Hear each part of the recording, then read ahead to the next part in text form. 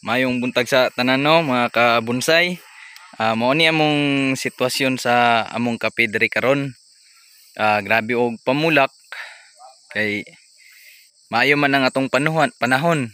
Ulanon siya pero pag mukuan lang siya dili ra pud kayo kusog ang ulan. So karon ang amuang kape diri karon grabe na og pamulak. Kani nga kapihan dili lang ni ako aning kapihan karon pero moadto ko sa akong kapihan. Kay bisitahon po nako kung unsa pud ang iyang pagpamulak.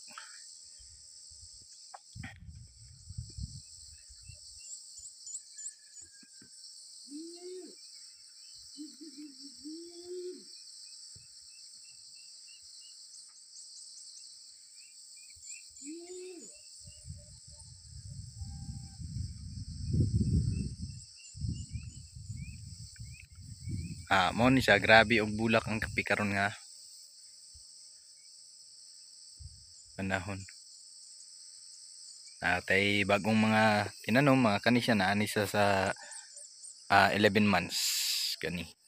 Mag-abot ni siya og 18 months mao na niyang resulta ni mamulak na siya. Pwede na ni siya harbison, makaharbis sa tani.